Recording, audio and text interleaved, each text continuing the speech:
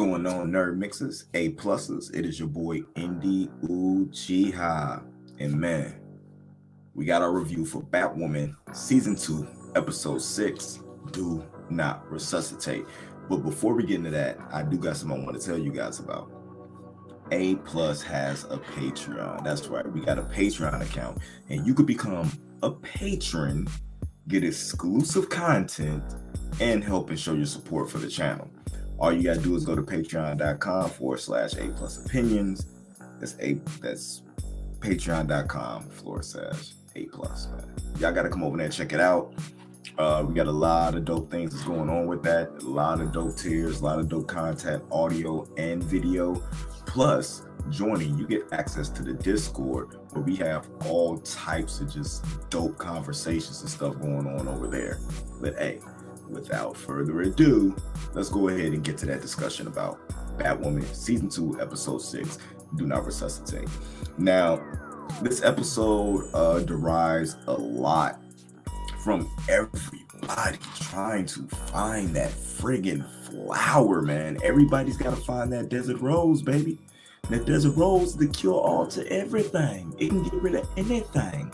As we see, it got rid of a kid's stage 4 cancer.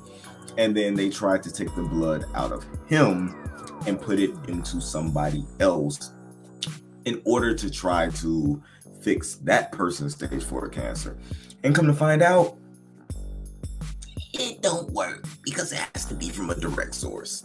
And for it to be able to come from a direct source, they need the desert rose. So you got the doctors over at Hamilton who already doing shady stuff because they've been doing different types of tests and stuff. Even when Commander Kane's wife, Mary's mom, was over there doing stuff, they finding out that she did all types of shady stuff when it went on over there. It's typical corporations trying to take advantage of things that's going on. So you got the doctor over there who, by all means necessary, will go ahead and try to figure out what that is, and ends up using one of the patients there who seems to have some type of disorder, like anger disorder, where he just lashes out, and uses him and says this could cure him if you could find out. A dude just wants to be cured. He doesn't want to be crazy or perceived as crazy. So he definitely wants to be cured. So he ends up capturing Mary and Commander Kane because, you know, Hamilton dynamics. Who else would know what's going on other than the husband and daughter of the lady who used to own and run it, right? So they're going to use them to try to figure out what's going on. It's crazy because now we got all these different type of individuals trying to find Coryana in order to find Kate Kane or find the desert rose or get revenge against Sophia. So it's almost like a race of who can get there first. It's really complicated what's going on, but the one thing I do like is the fact that I feel like the search for Kate Kane is taking it's kind of like taking a back seat to trying to find the desert rose itself. Now we got Ryan, who we already knew, but everybody else is finding out she's back in a romantic relationship with Angelique. This is kind of really odd to me and what's going on, because it's starting to feel like a rehash of something we saw before, and I'm so glad about that. Because I watched the episode twice and just something didn't feel right about it. So, you know, did my research on different things that was going on. I read a couple of the reviews, see what other people were thinking. And I go into Den of Geeks, where we had the person, what's her name, Nicole Hill, who did the review for this episode of Batwoman, who actually had this statement to say.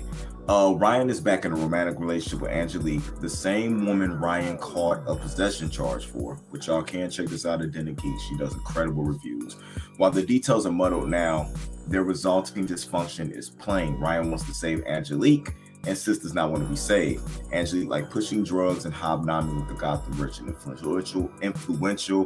The only thing that has changed is their relationship, is that both women are powerful in ways they weren't before, which gives them more to lose than just each other. which I thought was really amazing. But this is a tidbit out, and I'm gonna ask Adam how he feels about this, because you know he was the big Supergirl reviewer. He follows that, and this kind of took it out. This is one of the things that took me out of watching Supergirl. It says basically Ryan is also clear that she doesn't agree with the lifestyle and wants Angelique to leave it behind. They're opposing sides of an argument neither of them will budge on, but still trying to make the relationship work. The relationship dynamic mirrors Kara and Monel, which is unfortunate because the pairing drove me from Supergirl. It did the same to me. It took me out of liking Supergirl because it really made me feel like Kara Monel weren't compatible. I really do feel like Angelique and Ryan are compatible, but they're just in two different places in their lives. Like maybe further down the line, you know what I'm saying, they may work out. But it felt like Kara and Monel being forced together, and it was like if you don't like who you're with, just change them. I'm not digging it. I'm not digging it about Ryan because I think it's a mistake. I feel like Angelique is her one thing that she doesn't want to let go, because that's, you know, they do have a history together with her coming to save her and them growing up and stuff together. So it's only right that she wants to do what she can for her. But I really feel like it is kind of being forced there. And I think like the more natural relationship, as much as people might hate me say this, but the more natural relationship would actually be between Sophie and Ryan, with them getting over their discernment because they actually want, you know what I'm saying, the same type of things, getting over that hump and maybe having some type of relationship thing going there. So we'll see where this goes forward. And I really hope this Ryan Angelique thing doesn't bog down the season any more than it was supposed to. Now, I'm happy that Mary actually finally came clean and did what she had to do about what was going on, because, you know, Jacob, Commander Kane, didn't have any idea on what she's doing, because when they're abducted by the Hamilton Dynamics research team and the guy's trying to get the antidote out of him, you know, Mary goes ahead and just blabs her whole thing about the underground clinic and her relationship with the Desert Rose. Commander Kane didn't know nothing about it. He's talking about shutting down the clinic, all this other stuff, trying to be like that father figure, that authoritative thing. And their relationship is weird, because with everything that's going on with Kate and Beth and all, you know what I'm saying, and Alice and all that, you kind of forget that he's Mary's dad. And that's weird. So when he's doing like the whole authoritative thing with her, you're like, how can you tell her what to do? You're just a crow. And then you're like, oh yeah, you're her dad. So I'm wondering how that relationship and that dynamic is going to work out with everything. Of course, Batwoman comes in to save the day. Sophie comes in there. But when Commander Kane's able to get Mary out of there, we see Sophie and we see the Hamilton Dynamic goons who don't know who they are, dressed up with masks on, and they're threatening to kill Sophie if they don't get the map. And Batwoman ends up giving the map over to him, which is kind of crazy. The best thing in this episode, I feel, was Luke and Ryan. Luke finally getting over holding on to the legacy of Kate Kane and understanding the type of hero that Ryan is, which I honestly thought that he would be more upset about that, the whole thing with the kryptonite bullet that got in her being radioactive and slowly basically killing her. She's basically going to die if she doesn't get the Desert Rose cure herself. So I thought it was really interesting that he didn't have any anger towards that. He actually rescinded, you know what I'm saying, his qualms that he had going on with her for the simple fact of she was putting her life on the line to find the stuff that they need to find in order to save Kate Kane when she was walking with this disease that, you know what I'm saying, this radioactive poisoning that she wasn't going to be able to possibly live through, like fighting through all of that.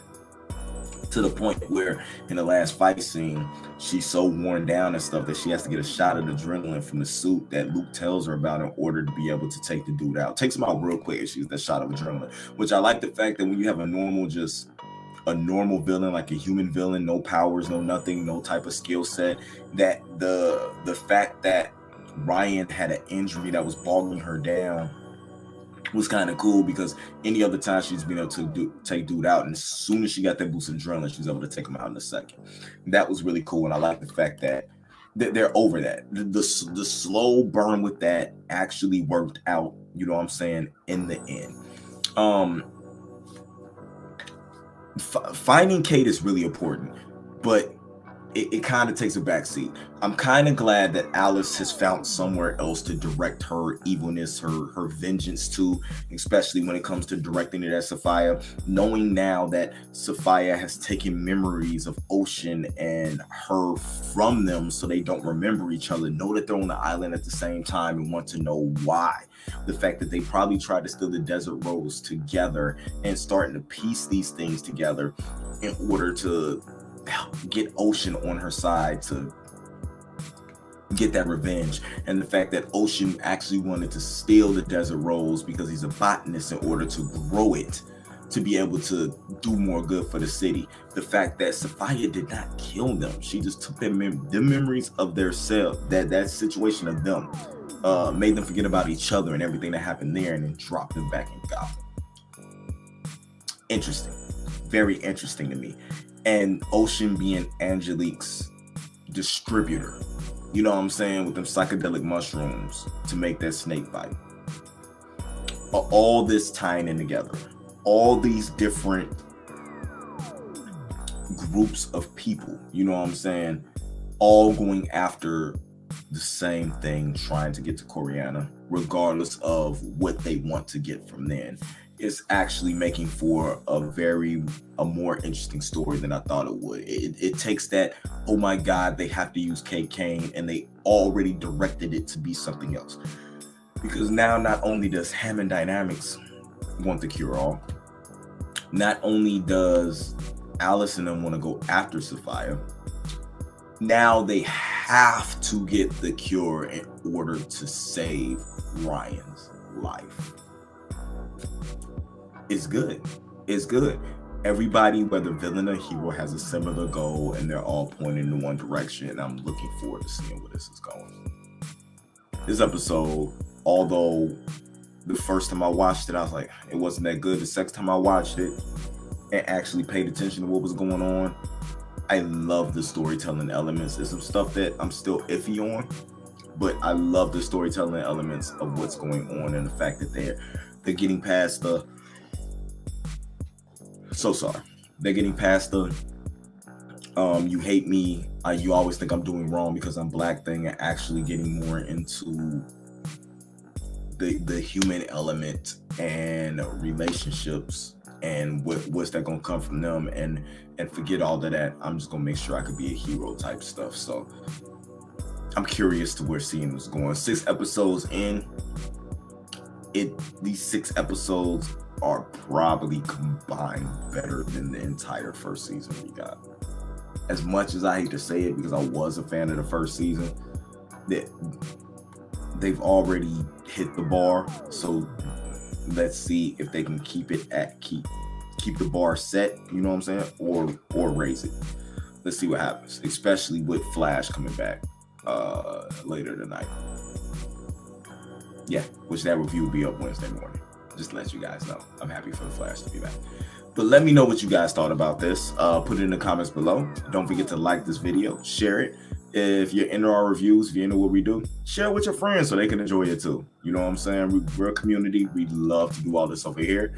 Don't forget, please follow us: Facebook, Instagram, Twitter at A+Opinions, and on YouTube at A+ Hero Report.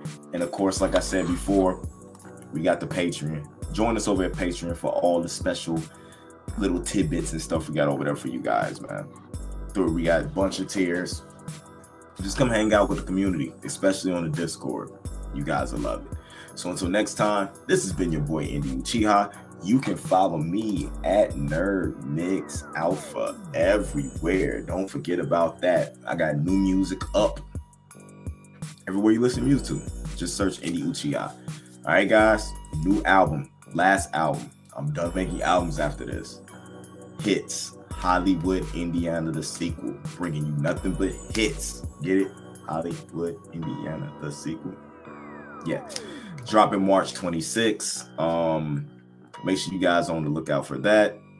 All streaming services. But first and foremost, make sure you come here to A Plus Opinions or at A Plus Hero Report. Check out A Plus More Phenomenal. And stay in tune with everything we got going on. All right, guys. So until next time, this is your boy Indy Uchiha. I'm out. I'll let y'all later.